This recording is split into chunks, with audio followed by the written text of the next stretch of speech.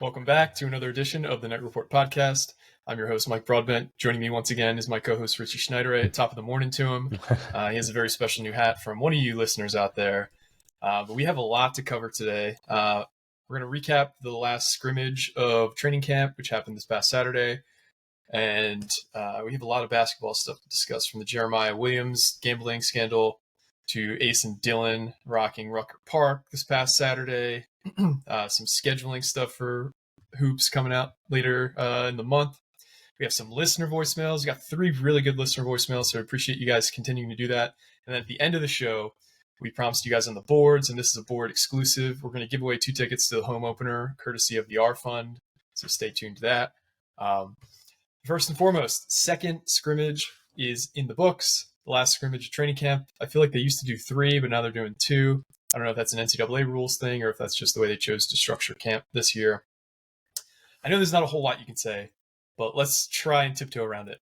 So from what you've seen in spring when they're implementing the offense to this last scrimmage, would you say you've seen significant improvement? Let's just go with the offense, because that's where the new offense coordinator and offensive staff has come in, and that's what people want to hear about anyway. Do you think there's been significant improvement in the offense? From day one till now?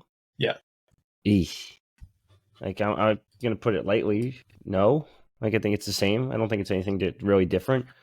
There's still a bunch of question marks. I think Wimsat, you don't really know. You can't really judge him based on practices, because you need to see how he does when the lights kick on. Like, it's going to be interesting, or maybe not the lights because it's a noon game, but it's definitely, yeah.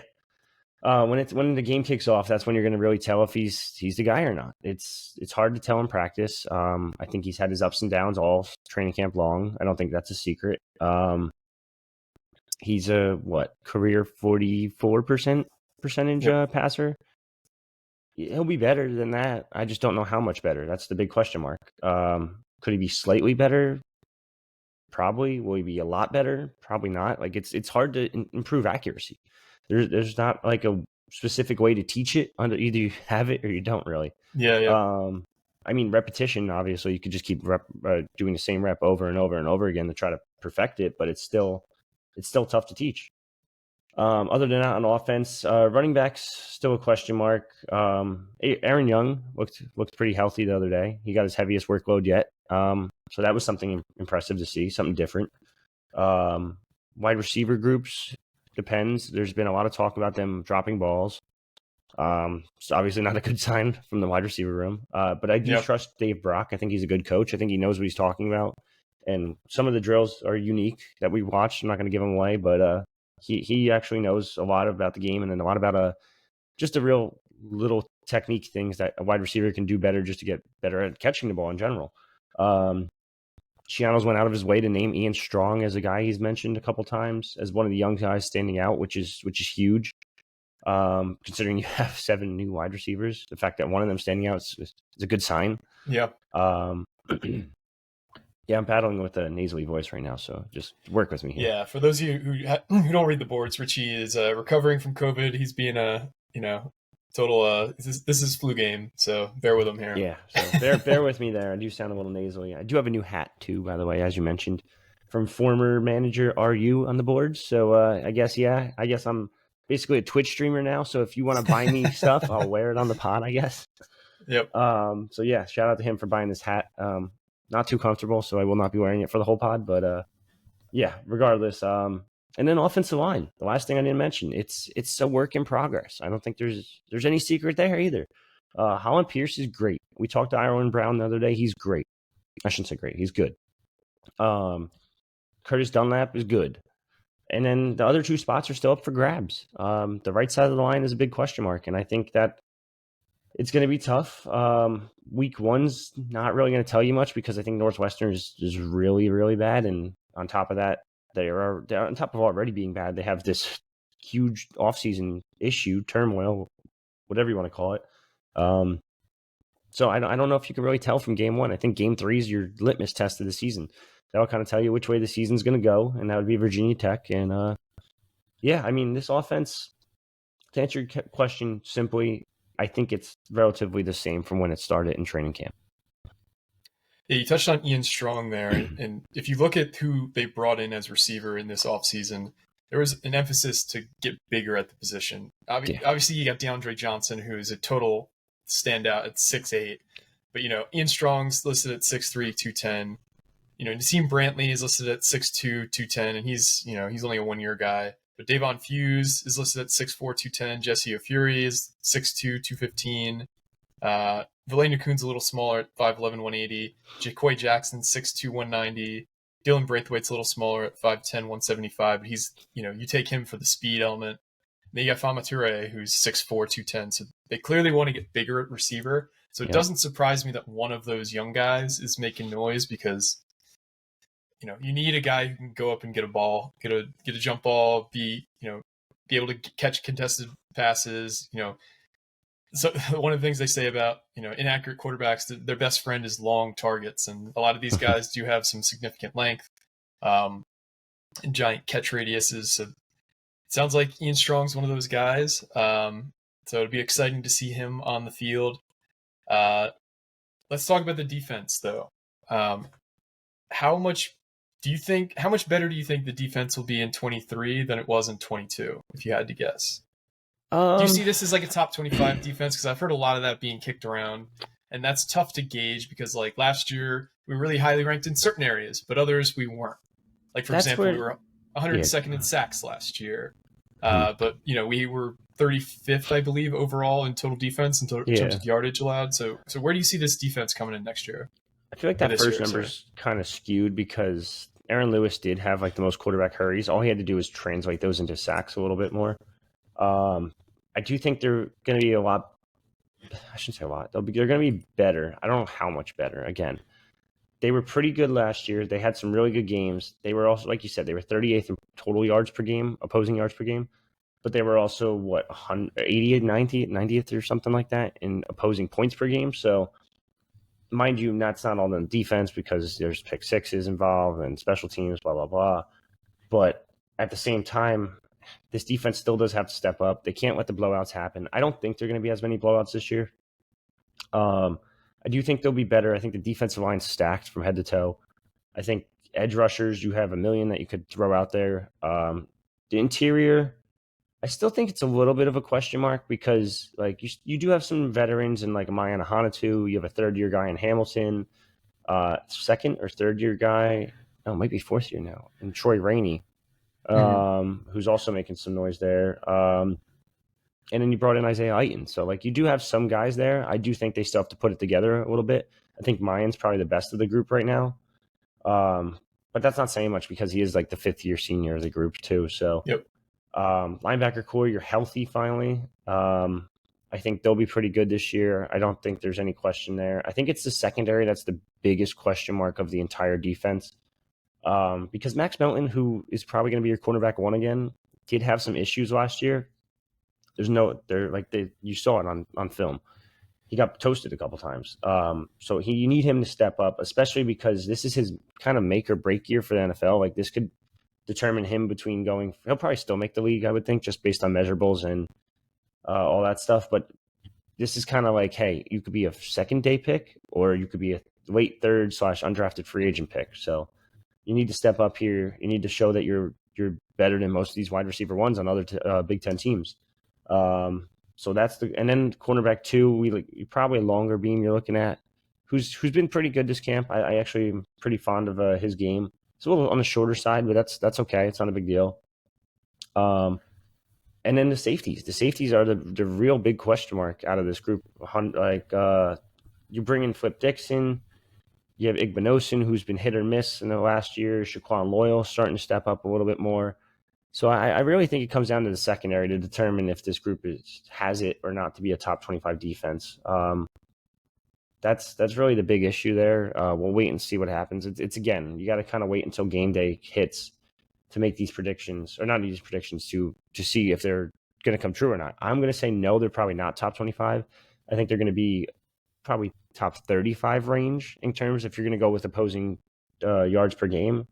I'd probably say top 35. If you're going to go with sacks, they're going to get higher than whatever it was. You said 108 or something like that? 102, yeah. 102, yeah. They'll definitely get higher than that, just because the edge rushers are so good this year. And yeah, like I said before, interior is still a question mark on the defensive line, but I still think it'll be better than last year. And that's going to help those edge rushers just get, someone at least gets the quarterback, whether it be on the inside or the outside. So, yeah, that's the two main areas. I think if this is a unit that ends up in the top 25, I think it's going to be based on two metrics. One, we've alluded to, we've talked about it, sacks. We got to turn some of those pressures and some of those QB hits into sacks, because sacks, when you're actually hitting the quarterback and not just pressuring him, you're gonna get some tip passes. You're gonna make guys, force to throw a little early, maybe into some double coverage. And that's where the other area that they can improve a whole lot is turnovers. They only had 14 turnovers last year, and that was 118th in the FBS out of 131 teams. They're going to need turnovers. They're going to need to, flip the field for the offense. They're going to need to create, quick change situations to set up easy points. And that's kind of what we were doing early in the season last year, but those turnovers kind of dried out as we got into Big Ten play and as injuries mounted up, which I guess shouldn't surprise. Rutgers was also 78th last year in time of possession, which if you look at it over the course of the season, that the time progression gap got bigger and bigger as the season went on, as the offense continued to struggle in Big Ten play. So I think we really need to keep that time of possession situation in check, because you can't expect the defense to play 35, 40 minutes a game and be able to hold up over the course of a season. So those are the three main areas I want to see improve in order to kind of catapult this unit into the top 25. But I do think it has the opportunity to, if things kind of shake out in our favor. Yeah, I think that's perfectly fair. And the one unit that we're not really talking about at all, and it continues to impress me, even Saturday, I guess we could talk about it, Jay Patel. Like, the kicking game is great. I think the kicking game is going to be a lot better than it was last year. Under Jude, I guess as soon as Jude gets replaced, you would assume it's going to be better than that.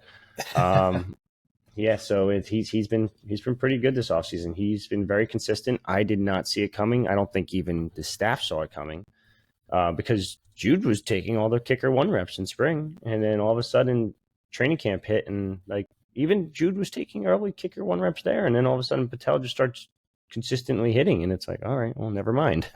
There you go. Mm-hmm. That guy's taking over. He's very excited about it too. You could see his energy at practice. You could see him after practice. He's just hyped when he hits that. Like one of the things I probably talk about this, I guess. If I can't, then I get yelled at. One of the things they do to end practice is they do like a field goal kicking, and they try to like distract the kicker. And Jay Patel's been consistent. He's been hitting them, and it's like, all right. And you see him running off practice, like, let's go. And it's like, yeah, there you go. So we'll see. Hopefully, you can do it when the lights when the lights kick on, or when ball kicks off, whatever you want to call it. So it's a lot of pressure when you're out there as a kicker. So we'll see how good he can be. But I'm pretty encouraged by the way I've seen him kick so far. That's great to hear, because we haven't really had a consistent kicker in a while. I don't want to throw any specific names out there, but it does seem like we've struggled. Ambrosio. Yeah, but even he had his struggles at times. We've had some good kickers in the Greg Schiano era. Between, you go back a little further, and Sansanti was pretty good. Jeremy Ito is the one that obviously comes quickest to mind, especially some of the clutch kicks he had in 2006. But it'd just be nice to feel confident when you're inside of, I don't know, the opponent's 20, that you're going to hit a field goal when you need to. But no, that's very promising. So I think Greg did say that Jay Patel is the kicker, the place kicker, right? Yep, he said it twice now. So, after each scrimmage. So it seems like Patel's job for at least game 1. We'll see what happens there. Yeah. So I know he was a very highly. He was always, a walk-on or preferred walk-on, but it seemed like the staff kind of treated him like a scholarship commitment. Like, he was always at, different recruiting events. Mm-hmm. I know he was hanging out with the commits a lot in the class. I think he was a class of 22 kid, right? Yep. So 4 years technically still. So yeah, and he's dealt with a lot. It was widely publicized. He had like a collapsed lung towards the end of his senior year in high school, and so he's dealt with a lot of adversity. That's there's a weird story there. Like, it just happened randomly, and he woke up, we just collapsed lung, and couldn't breathe, and then how he's bounced back though. So that's huge for him. I mean, it's gonna be a big moment for him, and game one's gonna be interesting. Plus, he's a Jersey guy, so Piscataway guy, Jersey guy, or South Brunswick, Piscataway. He's from one of the Brunswicks. I think South Brunswick. Yeah. Okay, close enough. So that, like we said, there's the final scrimmage of the training camp. Training camp, I believe, breaks this week, right? Yes, technically this week they're going through the rest of camp, and then Monday they'll start prep for Northwestern. Like I said on our last pod, someone asked Greg about this actually. They're still going to do little preps for Northwestern, but they're not content enough with how everything's been learned or taught so far, I guess. So they're still going through a lot of things that need to be with the playbook and stuff like that this week. And then they're going to finish up with that. They're still going to do a little bit of Northwestern prep towards the end of the week, and then it's just going to go full on Northwestern kickoff Monday or Sunday or whatever it is. Awesome. Yeah, so stay tuned. There'll, I'm sure, be more news that drops. There's always some injuries that the staff doesn't let anybody know about until game day, so I'm sure that there'll be a couple of those at least. But just stay tuned because there'll be more information, I'm sure, breaking in the next week and a half, 2 weeks. We'll have a couple of different people on to discuss the season. Like you said, we're going to have a Northwestern writer on. We have a special guest planned to talk about the team that had seen practice. That'll be this week as well if schedules don't conflict last minute. So stay tuned to your podcast feed for that as well. Let's shift over to basketball. The biggest news about the team, that they obviously got back from their international trip, which sounds like it was an awesome all-around experience for everybody involved, not just on the court, because we got to see them play. It seemed like they have totally changed how their offensive game's going to look, but also the experience they had together, both from a cultural sense and as a bonding sense. It sounds like they had an awesome time. But coming back, we had heard some rumors that Jeremiah Williams was involved in some way with the Iowa State gambling scandal, and he got charged this week with. Do you know exactly what he was charged with? So that's where it gets interesting. The Des Moines registrar, whatever it was. Des Moines Register, yeah, whatever that posted it says. I don't know if he actually got charged because I was talking to someone yesterday and they said that he didn't get. This is a source close to the program. Said he actually hasn't gotten charged yet with anything. Okay. This is just a report about his name, and he was involved with it, and he was involved with the gambling, but he was never charged yet. So take that for what it's worth. Gotcha. So nothing's been charged, but he's been implicated in some way with the Iowa State gambling situation. From what we've read on the reporting on this, there is no link to him betting on Iowa State games. It sounds like he just broke from the reporting and is allegedly that he was just using a betting app, right? Mm-hmm. Yeah. That's a big no-no in the NCAA. So we'll have to let this process play out. He was already likely going to redshirt to begin with because he's a 2-time undergraduate transfer. He's also recovering from an Achilles injury. Let this one play out, guys, because I don't think all the details are out there yet, and I'm even speculating with some of this. Go ahead. Gotcha. So I would just let this play out. It sounds like Pike was on Aaron Brightman's podcast yesterday. Aaron did a great job of the interview. Pike basically said that it's an ongoing investigation. They can't comment on an active investigation, but just kind of let it play out because nobody really knows the full implications right now, and it doesn't sound like from what we're hearing inside the program that this is a huge deal. It's stupid. It's a criminal complaint, number one. Number two, the issue is that there's two issues here. Number one, as an NCAA athlete, you mentioned you can't bet, you can't gamble at all. Stupid rule, first off. Because like everyone that's 21 right now is sports betting. If you're into sports at all, like you are sports betting. Yep. I will openly say I have sports bet. You have sports bet. Like it's stop me. So if you guys have any good sports bets, put them in the comments below. I need some help here. I'm struggling this year. Although, hear me out. Victor Hovland, bet on him on Saturday. Whew, what a fucking payday. not the point. Nice. Plus 4,100. Let's just say that. Wow. Anyway, he's accused of placing 15 bets for a total of 1560. And Are You Soho on our boards mentioned it, and I kind of I kind of had the same feeling here. This is the first athlete that's came out and they've posted these numbers, and he's actually bet like $100 a bet at least. Mm-hmm. The rest of these guys are all like $10, $5, $10, and you know they're putting in crazy fucking parlays and shit. Mm-hmm. Like, hey, let's put $10 on this like 10-legger. Like, no, stop. What are we doing? Yep. Bet it separate. But yeah, no, I mean, 15 bets really isn't that bad. It's just that he was doing it underage. He was using someone else's ID. It's a misdemeanor. It's not even like anything serious. Now, yes, if you read it, it says like tampering with records is the charge, I guess, technically, or the supposed charge. I don't know how you tamper with a record of that. Did you just delete the app? Like, did you? Yeah, like... you got to wonder how, because I believe there was other athletes in Iowa, not necessarily at Iowa State, who got charged with the same thing. So I do wonder if deleting anything off your phone is considered tampering. I don't know. A lot of the Iowa wrestlers got in trouble apparently, and they're supposedly suspended for up to a year. Yeah. So we'll see what happens. It seems like it wasn't really that big a deal, but since the NCAA wants to be on their high horse and kind of like, hey, we're still in charge. We want everyone to know we're still in charge, even though we're really not in charge because we don't care about tampering, or we don't care about like stealing other kids' players or paying players illegally. But yeah, no, this kid gambled a little bit and didn't bet on his own team. And like, we're going to get pissed off at him? Like, come on. I think it's that's a little the biggest ridiculous. thing is that it's not like he was betting using inside information about the Iowa State basketball team or the football team. He was just betting. It might have been football season. He might have just been like, yo, like, I'm going to bet on some football games. Like, everyone else is doing it. Like, yep. And even if he didn't do it, you know, all these kids at other schools are doing it. And, you know, they're going like, hey, if I'm not 21, I'm going to be like, yo, like, you're 21, right? Like, yo, can I just throw you 100 real quick and just throw it on there? Thanks. Appreciate it. And then just Venmo me.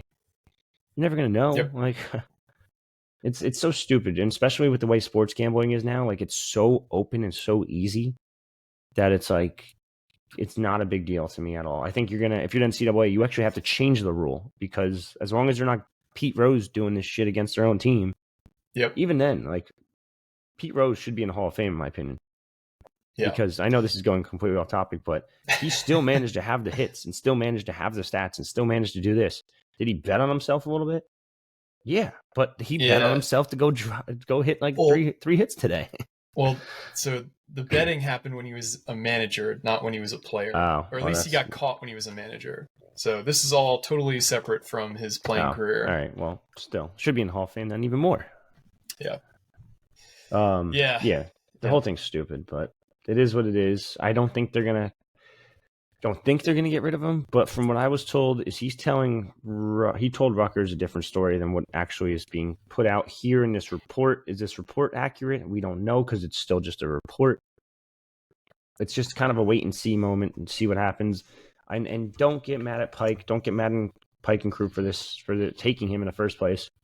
This is a situation where, number one, they needed a guard. Number two, Pike did his due diligence. I can confirm for a fact Pike called Temple, Pike called Iowa State, Pike called Illinois to confirm all three things and just be like, hey, what happened here? Hey, what happened here? Hey, what happened in this one? And Illinois is the weirdest one because he committed and then decommitted. And he did his due diligence. He sat down with the family, met with the kid multiple times, made sure everything was status quo. Obviously, we heard rumors about it before he committed, so it wasn't like it was a rumor out there. Like, he's going to make sure it wasn't just a rumor. But it sounds like he knew about a majority of it. It doesn't seem like it's that big a deal still, in my opinion. Again, it's just a report. Apparently, he wasn't charged yet. It's just a criminal complaint, I think it is. But we'll wait and see what happens. But I think as long as it doesn't turn out to be that serious, maybe he gets a slap on the wrist. Hey, dude, you're suspended like 6 games next year whenever you play. Or, you know what? If you're an NCAA, you give him the waiver and then tell him, hey, you're suspended 30 games. And then, oh no, sorry. So he wasn't going to get a waiver anyway, so it doesn't really matter. He was going to have to sit out this year regardless. So it is what it is. And I don't think this is a big deal whatsoever. I think Rutgers is going to keep him, and I think they're smart for keeping him because he's a great player. Yeah, I agree. But again, let's just let this process play out because we don't really have all the facts right now. But it's true. Yeah. All right, let's move on to something more positive. So this past weekend, Rutgers commitment Ace Bailey and Rutgers top target Dylan Harper played in the Slam Summer Classic, Volume 5 of the Classic. Mm-hmm. This is held at Rucker Park. This was a hell of a game. If anybody got a chance to watch it, it was on the NBA app. It went into overtime. Rutgers got a ton of love from the announcer who kept hyping up Ace Bailey and rocking Rucker, the Rutgers commit, rocking Rucker. Ace Bailey had a ton of crazy athletic plays, from windmill dunks to putback slams to just like hitting transition threes. He looked like the best player on the court. He probably would have won the MVP in this game had it not been for some late game heroics from Cooper Flagg. Some other crazy stuff. This game, gates opened at 4 p.m. For games to start at 5. The girls' game started at 5. The guys' game started at 7. I was told from somebody who was there, who got in line at around 3:30, that there was already 300 people in front of him when he got there. Brian Fonseca did an article because he was there. He got some press credentials, which is kind of a bummer because I know you put some in too. But he said that there was Rutgers fans in line starting at 3 o'clock, like a group of 3 of them, and they didn't get in. So they were in line for over an hour, and they didn't even get in. So crazy kind of hype for this game. What did you see out of this game from Rutgers commit Ace Bailey and Rutgers top target Dylan Harper?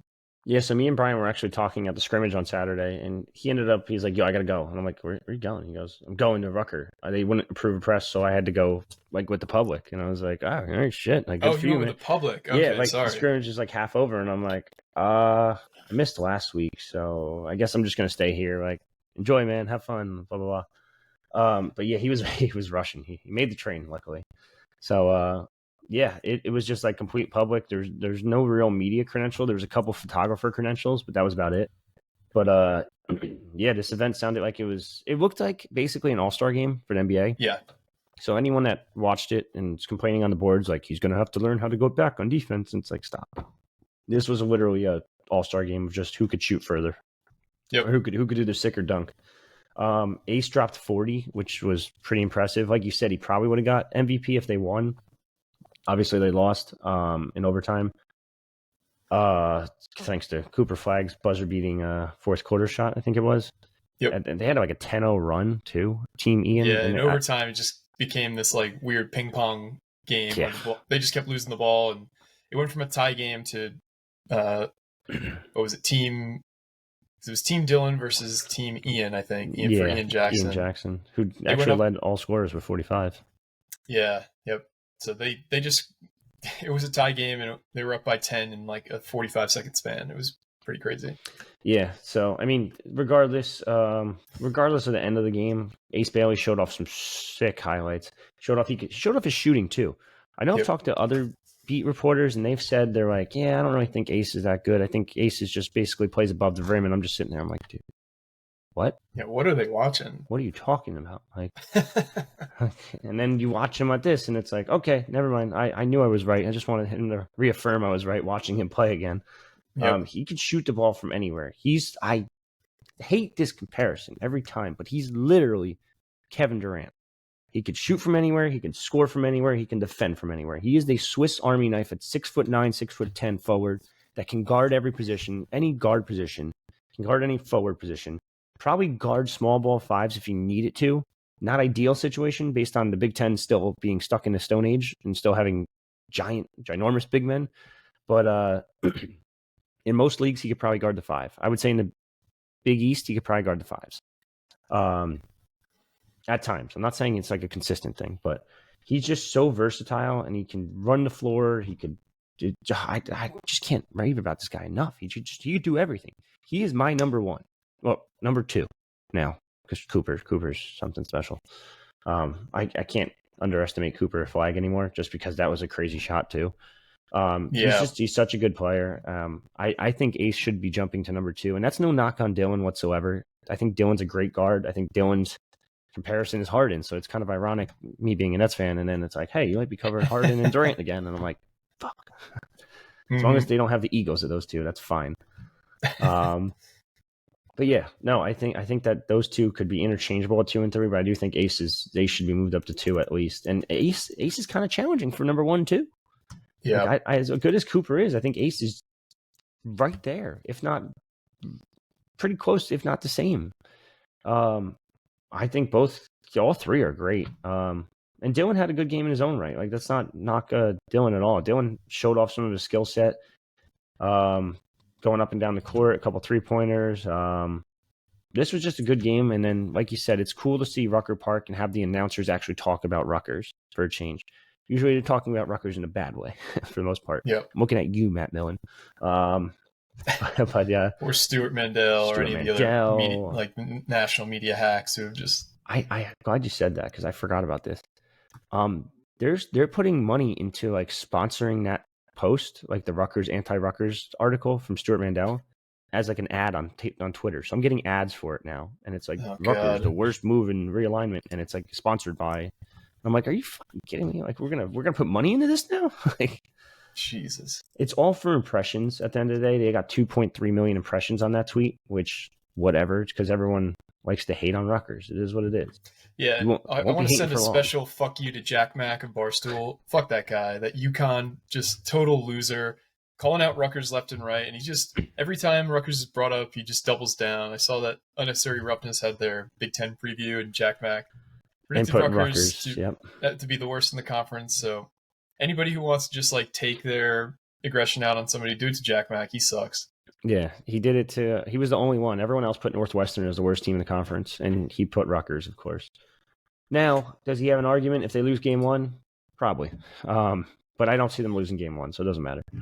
But yeah, going back to Ace and Dylan, I think they're going to be the talk of the town even this season. Once Dylan commits, I think that's it. Like, people are going to like just be like, all right, well, I don't even care that we lost. Wait till next year. Which it's not a bad thing. And then this is not going to stop with 2024. I think it's going to keep going, which is insane. And I think there's no better time to be following Rutgers hoops than right now, because you're going to see the climb from this season to next season. To be honest. And I hate to say it, but if you did not get in on season tickets this year for the basketball team, good luck next year. That's all I got to say. You are going to be paying through the nose to get tickets to see Rutgers, because if the team that gets assembled is the one that we're thinking is going to get assembled, we're talking preseason ranking, we're talking top high 10? Expectations. Easily top 10, I think. Yeah. If some of the things that could happen do happen, lofty expectations, high hopes. Remember when Harrison Barnes became like the first ever preseason All-American for not even playing a single minute, like as a freshman? Yeah. Yep. Could Rutgers have 2 preseason All-Americans? I doubt it. And I only say I doubt it because so many older guys are staying in school now. Like Harrison Barnes got that treatment because basically all the top guys have to leave to go pro to make any money now. True. You don't have to do that. So that's kind of everything for basketball. Oh, so the Rutgers, that's not the last thing, I guess. So the Big Ten schedule comes out next week, correct, for basketball? Yes. So Rutgers hasn't released their out-of-conference schedule yet, technically, as most of you already know, but we already have it. So I'm just going to give you a quick rundown. Where am I at? November. Princeton to open the season. Bryant, Georgetown, St. Peter's, Stonehill, Howard, Boston University. Those are all home games, by the way. Away against Wake Forest, Seton Hall, and then neutral sites. Oh, neutral sites, Princeton, actually. I take that back. Long Island, as well as at home. And then December 23rd, they're going to play Mississippi State at Prudential Center. Those are all the confirmed out of conference. The Big Ten schedule is also on our site if you want to check it out. It's not official yet, but we know who's home, who's away, and who's home and away. Nothing crazy this year. I think it's mostly, it kind of mind boggles me that they don't have Maryland and Penn State every year home and away. I feel like that just makes total sense geographically. But yeah, as we know with expansion, geography, it makes 0 sense in this conference. So it's whatever. I'm sure next year they're going to be like, yeah, Rutgers away, USC away, UCLA, home, Iowa. Like, they just, I don't understand who schedules this or who's in charge of scheduling, but they did get a kind of a interesting slate home and away, though, because you will get Illinois home and away, you'll get Maryland home and away, you'll get Michigan home and away, Purdue home and away. So you get some interesting ones, but we'll see. We'll wait and see what happens. And that's pretty much it for out of conference. But they're going to announce the whole thing next week, probably as a group instead of separate. Most schools announce out of conference already. They're going to do it all as one. It's just easier that way. It makes more sense in my opinion. Yeah, I agree. It's just easier to, especially on the graphics team, just to have the schedule graphics that come out. You don't talk about it in one article. Pike doesn't have to get asked multiple times about the schedule. You can just talk about it in one sit down. Got some breaking news, by the way. Let's hear it. Got breaking news. Gavin Rupp just told me he will be entering the portal. Oh, man. I think he was not listed on the latest roster anyway. Yeah, so he's going to enter the portal, it sounds like. Well, it's exactly what it is. He just told me. Yeah, he was the walk-on from Berkeley Prep, I believe, in Florida, quarterback. Yep. He was a pretty good walk-on, though. I didn't think he was that bad. Yeah. He's not starter level caliber. Just throwing out there. But I think he can go down a level and go start somewhere. Go to Delaware, something like that. Yeah, he did have FCS offers that he turned down to walk on at Rutgers. I know that. Yeah. Sorry, I didn't mean to cut you off. No, you're all good. Let's do some listener voicemails. So right. I do appreciate everybody who has hit the voicemail line. We've got 3 really good ones this week, actually. We had a few trolls, which you expect. So somebody rickrolled us, which I was going to play it too. Oh, you were? Yeah. And then we had one that I don't really know if it was a question or just a rant. Yeah. So we have 3 really good voicemails, and as long as you ask something, within reason, we're going to put it on. We're not trying to say we only want to play the best of the best. We just had 5 since the last episode and 3 were usable. Keep asking. Who cares? Yeah. So let's go to the first one. This one is from Dan in Flemington. Wait, hold on. Gotta do the well.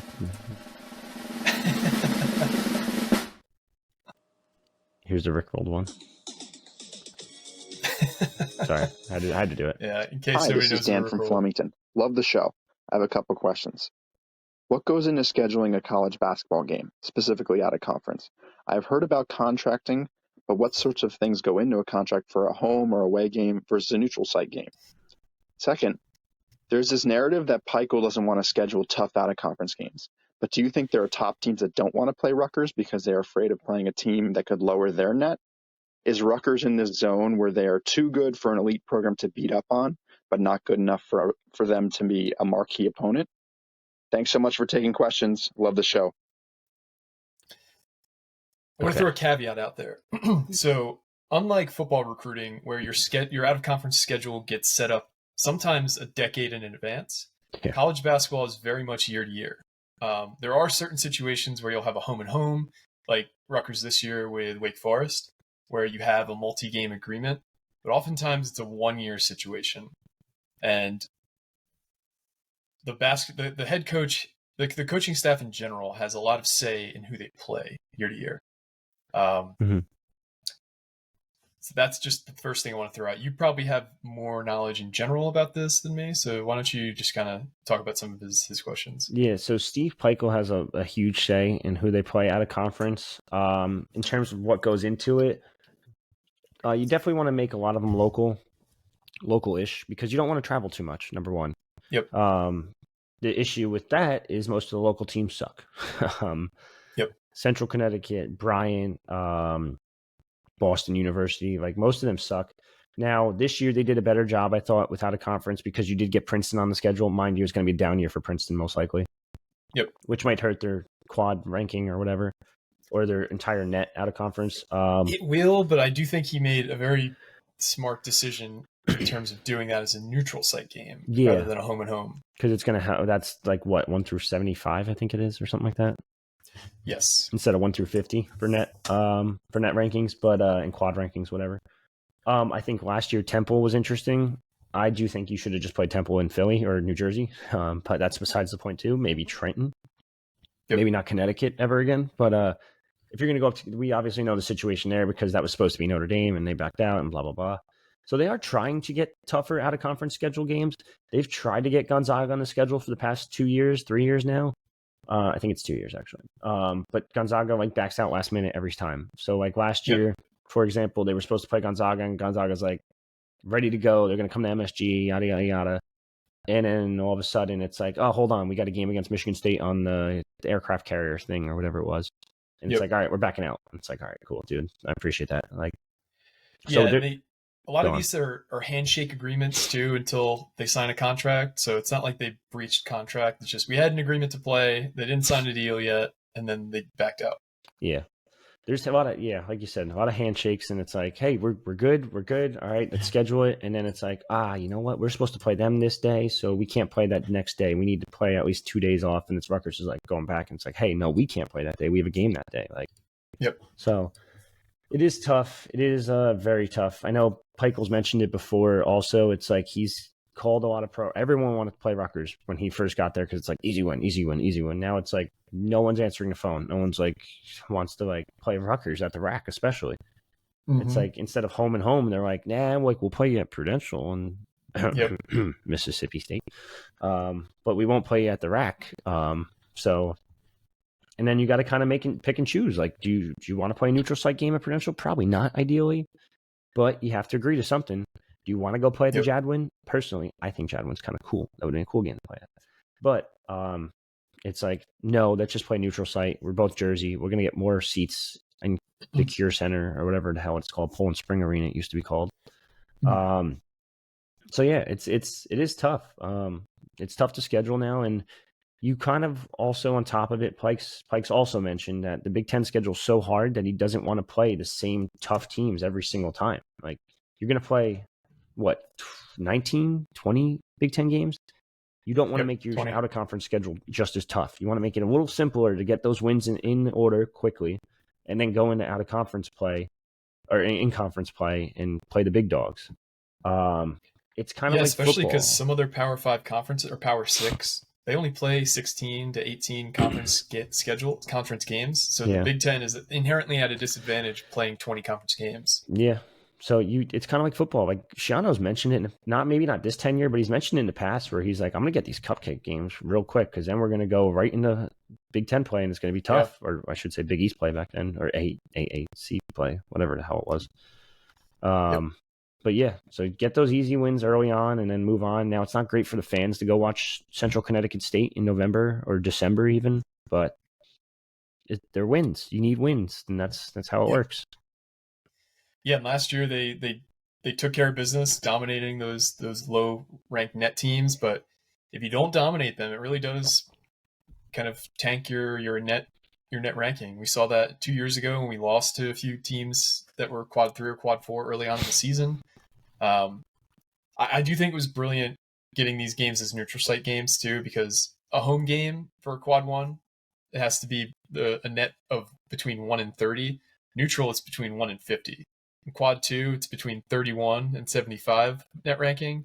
Neutral, it's 51 and 100. So that really does create such a wider swath of teams. Like we played a lot of teams in that, 75 or that 51 to 100 range last year. So getting that as a quad 2 versus a quad 3 is huge.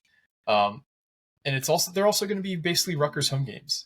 They're not going to be played at the rack, so it's not going to have the same acoustic advantage for Rutgers. But I guarantee you the game at the Rock against Mississippi State a few days after Christmas or a few days before Christmas, 90+% Rutgers fans.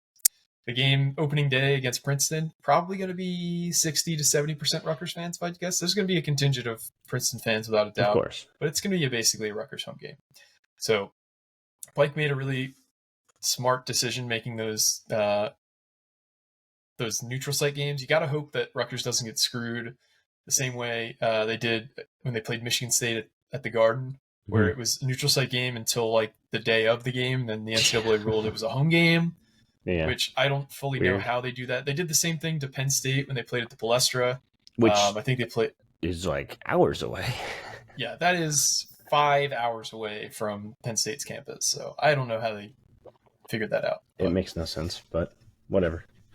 Besides the point. So that hopefully that gave you some insight as to how the out of conference scheduling gets, how the out of conference sausage gets made. But thanks for your question, Dan. You want to go to the next one? Yeah, gotcha. Hey guys, Scarlet, New Yorker 2006 here. Thanks for all that you do for us, for the website, and for Rutgers more generally. My question is about the combination of Austin Williams and Gavin Griffiths. Do you think that they will be a net improvement over Cam Spencer and Paul Mulcahy? Not asking about the team more generally, rather just those two, taking into account the up-tempo offense we're planning on running next season versus the slower, methodical approach that we took last year. Thanks again, guys. Who's Paul Mulcahy? Jamal Mulvaney. I know him. Yeah. This is a great question. This is one I've been thinking of recently too. Why don't you talk about what you're hearing first about Gavin and then about Austin? So I'm basically hearing there's only 3 solidified starters at the moment, which is interesting. But when you hear that, you're probably thinking Noah Fernandez. I'm not talking Noah Fernandez. I'm being told Gavin Griffiths, Andre Hyatt, and Cliff Amori. Sorry, geez, I always pronounce that one wrong. So those are the 3 solidified ones I've been told. I think Gavin's going to start the 2 guard. I think Hyatt's, you can move around 3 or 4. I guess Gavin, you can kind of go 2 or 3 depending on what you want to do there. But he's pretty adamant that he's a shooting guard, which is fine because he can shoot, he can dribble, he can do it all. He did take the ball up quite a bit overseas, mind you. They were kind of experimenting as well. But and then Cliff at the 5, obvious. So that's where it gets interesting. So now, are you going to put Fernandez and Simpson next to each other? I'm going to say no, because I think Simpson off the bench is that spark plug, Jacob Young type that you need. Someone that can come off the bench, score a couple points real quick, and just get the momentum going and swing it in your direction. So I'm going to go with it's probably Fernandez to start. And then I know this question was about Griffiths and Austin Williams. I just don't know if Williams is a starter or not. That's the big question mark. No one really knows because they haven't seen him play or practice at all yet. Yeah, he's done a little shoot around with them, but that's about it. You got to remember that Austin Williams joined the program literally the day before they left for their international trip. Yeah. So this is a guy who has not really been through the summer workouts. He's recovering from a knee injury. Mm-hmm. I really like him a lot as a player. I think it's going to depend on where his health is. So if he's at 100%, I do think that this team will be better with the combo of Gavin Griffiths and Austin Williams versus the combo of Cam Spencer and Paul Mulcahy. Because I loved Cam. His 1 year at Rutgers, he was by far the best shooter we've had in a long time. Him being able to hit free throws at a 92, 93% clip was great. But he was pretty limited offensively. He didn't really have great agility. If you hit him, if you hit him with a wide open look, he was going to hit it 50% of the time from 3. But he wasn't able to really create his own shot very effectively. And he also, he would do some like old man game here and there, but teams started to hone in on him throughout the season, and he hit a wall at some point. He was not able to kind of create his own offense like I think Gavin Griffiths will be.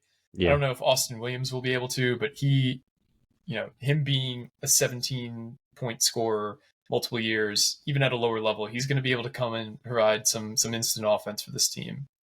Yeah, I think he's going to be a good fit. I actually think he's a good starter fit. Now, mind you, I guess practice doesn't start back up until September, so they got some time to work him in. He's going to get some off-season work with the guys, whether it just be in the gym shooting around. I think once they see him play, people are going to be like, oh, shit, all right, no, never mind. Take it back. He's a starter. And it's like, okay. Yeah.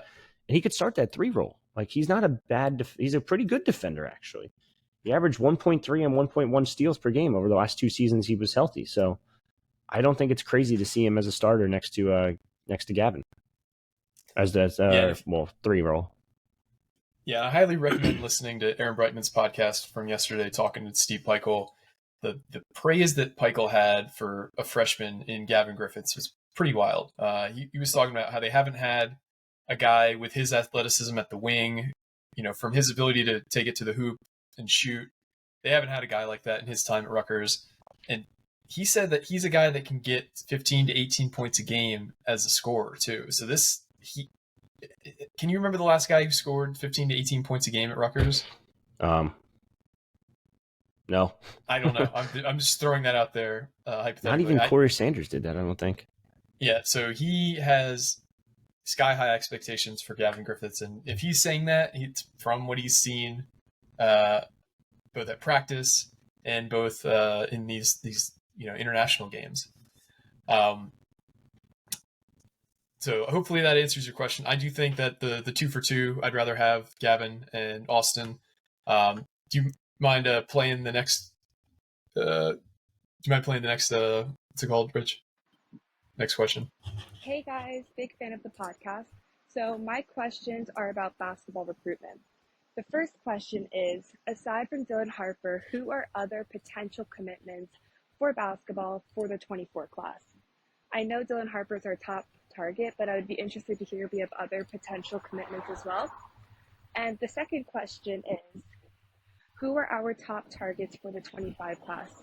Now, I know it's early, but I would be interested to hear like a breakdown of the 25 class and if you think we can sustain the momentum we've had for the recruiting 24 class into 25. Thanks. Thanks for the question from Anonymous. So I do think that the 24 class is basically wrapped up with Dylan, if and when Dylan Harper commits. I do think that they might be interested in possibly taking a 5th player in that class as well. And I base that off of, they offered a guy out of Michigan. His name is Dylan Grant. So he's in the class of 2024. He's a 6'7", small forward out of Warren, Michigan. He plays for the Family AAU program, which is a program that Rutgers has deep connections with Marlon Williamson. He had a really good Peach Jam. I think he scored 15 points a game and had about 8 rebounds a game. So he's the only guy in the class of 24. It seems like they're recruiting outside of Dylan Harper right now. So I don't think we have great clarity on whether they want 5 guys in that class or not. But it sounds like if they're offering a kid in Dylan Grant this late in the process, I imagine they're going to take him if he wants to come on. All right, jog my memory real quick. What was the question again? The question was, outside of Dylan Harper, who are some other players in the class of 24 that Rutgers could target, and also an overlook of the class of 25. So for 24, I have Dylan Grant as the other guy that sounds like it could be a member of the class, just given when they offered him and the connections we have to him. I believe he's also a teammate of Trey McKinney. Correct. And we've seen... Yeah. It seems like Rutgers is really targeting him. He's a class of 25 kid. He's the 12th ranked player in the country. He's going to be taking an official visit to Rutgers in October, I believe October 13th. He's going to be here for homecoming for the Michigan State game. So is this a Jamichael Davis to Trey McKinney's Ace Bailey kind of play? I don't know. Similar. It's not. They're not as close, but it's definitely similar. But Dylan Grant did visit campus recently. Trying to confirm a date on when he did visit, but I know that they're very high on Dylan. Ironically. Dylan Grant. Dylan Grant, yeah. As well, obviously they're high on Dylan Harper, but yeah, I just wanted to clarify. Yeah, no, they definitely want him. It sounds like they want 5 in this class, and that would be a nice 5th. And then he also plays for Canada basketball. I don't know what team exactly. If I had to guess, probably the under 18s or under 17s, whatever it is. Okay. But yeah, he seems like a decent get, and he seems like a high flyer. It's going to be a multi-year kid, which is nice too, because you can't just bank on one and done nonstop. I'm looking at you, Kentucky or Duke. Doesn't really work, as you see. It works sometimes, once in a blue moon, but it will definitely get you far. It won't get you an NCAA championship though either. So, and that's the goal. That's the goal at Rutgers. So they're going to do a mixture of one and dones and not one and dones. But yeah, this is a kid they definitely want. And then the connection to the Family AAU program and Trey McKinney definitely helps. I don't think it's the same situation just because Jamichael and Ace are like this. Like they're very tight. Yep. I think they're actually, if I recall, they're both from Tennessee. They're both playing in Georgia, obviously, which is a little different. But yeah, they made the move down to Georgia, and that's been huge. And speaking of Jamichael Davis, I forgot to mention, he's going to play a lot of minutes, I was told, this year, which is huge for Rutgers in their guard depth. Like, they have so many weapons at guard. It's kind of insane. I mean, Austin Williams, Derek Simpson, Noah Fernandez, Michael Davis now, Gavin Griffiths. Like, you have options. So Pike and crew are going to have some fun with this team this year. And not to take away from what we were just talking about, but Dylan Grant is probably the lone 2024 target at the moment. Outside of the obvious. Other Dylan. Yeah, that guy's kind of important too. So the caller also asked about the 25 class and kind of an overlook as to what Rutgers is thinking there and if the momentum can continue. If you just look at who they've offered, Rutgers has 13 offers out according to the Rivals database. 7 of those 13 offers are ranked in the top 35 of the class of 2025. And I'm just going to go through a quick readout of those guys. So Malik Thomas is a 6'4" guard who has played in a lot of these all-star events over the summer with Dylan and Ace. He's ranked 5th overall in the class. You have Trey McKinney, who we just covered, who's ranked 12th overall in the class. You have Darius Acuff, who's also a guy from Michigan, who's also on the Family AAU team. Sounds like he's leaning Kentucky right now. He's the 14th ranked player Rutgers has offered. Tyler Jackson, a guard out of Atlanta, Georgia, is 16th overall in the country. Darius Adams is from Manalapan. His sister Destiny Adams is on the women's basketball team. She just transferred in. So he's ranked 20th overall. You have Ifosa Oliogu, who's a 6'6" forward out of Ontario, who's 17th overall. And then you have Nicolo Bundaloo, who we've talked about. He's a 6'9" forward. He's from Ohio, but I think he's originally from Serbia. So they're aiming high for this class. They have a bunch of other offers out as well to some lower ranked guys, but the majority of their offers are top kids in the class. So they're going after their 1A guys right now. Yeah, you're not kidding. Trey McKinney is the only one who has an official visit so far, and that's number 12 in the country. Again, we mentioned him, the Family AAU program, Michigan. You're going to see a lot more Michigan offers just because that's where Coach Smoke, Marlon Williamson, has his connections to. He's very well connected to that program. Other than that, the other guys that have visited so far is Nigel James. He's at a Cushing Academy. I think he just transferred to Cushing Academy, actually. He was somewhere else in Massachusetts previously. But yeah, he was at Cushing Academy. He's now at Long Island Lutheran, so he's a little closer to Rutgers, kind of. I don't actually know where Long Island Lutheran's located. I know it's on Long Island. No, thank you. Duh. But I don't know how deep into Long Island it is. But he's one to keep an eye on. He's got a couple Power 5 offers. He's already taken a campus visit back in June. Corsley Edwards, he's got some. His dad played for Steve Hain, so that's one to keep an eye on. He's been on campus too. Kelvin Odie. I'm gonna go with Odie. That sounds about right. Another Connecticut kid, shooting guard. Came to campus, got a visit offer right after, back in earlier this month, actually, on the 2nd of August. So he's got a couple Power 5 higher major offers. This is going to be a good class. It's going to be a really good class. They're still pursuing Darius Adams, who's the NJ native, Manasquan native, who's now at La Lumiere out in Indiana, and he's top 25. I think he's top 21 or something like that. Yeah, he's 20th overall. 20, okay. So, they're still going to pursue him. Hopefully he gets homesick and he's just like, and he's just kind of like, hey, I want to come back home. It would make a lot of sense. But that's their top targets right now. I'd say it's probably between Nigel James is probably their top point guard. Trey McKinney is probably their top shooting guard. Darius Adams, top shooting guard too. Also Nicolo Bundaloo. It's a guy that TJ Thompson's been after for quite some time. They're very high on him. He's a Serbian native. So playing on the East Coast might be a little bit attractive to guys like that because you can go a little bit home a little bit easier maybe just because Newark's got the international airport, number one. I'm not a recruiter, but here's my pitch. We can get you home like immediately. Like we at the airport, we're international airport. We'll get you home whenever you want to go. It's kind of like Japanese baseball players, why they play on the West Coast because they can go home easier. Yeah, that makes sense. So, and he's also got some connections to Kayla McConnell. I almost said TJ McConnell. Kayla McConnell's former head coach, who's out in somewhere in Ohio. I forget where he coaches now. But he was at Spire, and now he's at somewhere else. Yeah, somewhere else. He was at Spire, but he's been hyping up this kid quite a bit to the staff, and for the past couple of years, he hyped it up to me like 2 years ago. He's like, "Yo, Bundaloo, watch out!" And I'm like, I believe you. Like I'm watching him, and his tape's pretty good. I was like, oh shit, he doesn't have any interest, nothing yet. Kid blows up. He's like top four star, like high ranked kid, and I'm like, all right, shit, guy knows what he's talking about.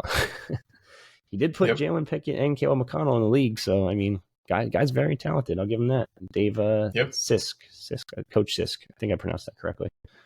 But yeah, so there's some options for Rutgers. They're gonna have this might just keep flowing in this class if they can get Trey McKinney, who's got official visits to Georgetown, Rutgers, Ole Miss, and Missouri, who I think you could pretty much beat out. The nice thing is you have his last official visit in mid-October until December when he goes to Georgetown. If you could kind of convince him to be like, hey, screw Georgetown, let's just end it here. You never know. If you can get number 12 kid committed that early, holy shit. That would be one hell of a pull, especially another, kid from way out of the region would be a great pull for Pike and staff. Yeah, I don't doubt them one bit anymore. I don't think I did in the first place, but now I have no reason to at all. Yeah. So everybody, thank you so much for all these submissions. It really helps us because sometimes when we're trying to create an outline for a show, it's just kind of like, what do we want to talk about today? And it really helps when you have some really good questions to kind of spark the creativity and spark the conversation. But without further ado, we have a giveaway.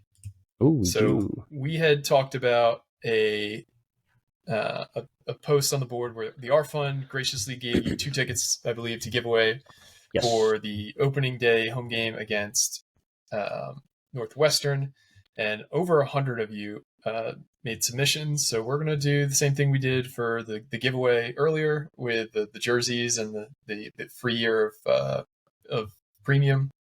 We're going to spin the wheel. So I'm going to share my screen now. And we're going to spin this thing. All right. Had to do it. So we got everybody in the wheel here. I want to just kind of show you guys that nobody got skipped. It's a lot of people. It's a lot of people. So without further ado, we're going to spin this thing. So good luck to everybody, and let's see who is the lucky winner of 2 tickets. All right, pick again. CS5. Let's pick again. No, again. So the winner of the 2 tickets is CS5. That's CSPHI. Congratulations. Reach out to Richie either on the board or at his email address, which is rurichie@gmail.com, and he'll make sure those tickets get over to you. So congratulations. We like doing these giveaways. It's a lot of fun for us. So maybe we'll have something again for you guys in the near future. Cool. We covered a lot today, Richie. We went over an hour for the first time in a long time. Yeah. Is there anything you wanted to hit on before we head out today? No, that's it. We have maybe 2 special guests this week, actually. Oh, wow. So we'll wait and see what happens there. But I don't like to jinx it, but it sounds like we'll have multiple podcasts to end the week. Always like to hear that. Stay tuned to your podcast feeds. Thank you to everybody who has rated and reviewed us, who subscribed on YouTube, and anybody who just kind of gives us love, regardless of where it is, whether it be on Facebook, Discord, boards. It really helps us. Salute to my Discord friends. Really helps us keep the interest in doing this. But for me and Richie, this has been another episode of the Night Report podcast. Signing off.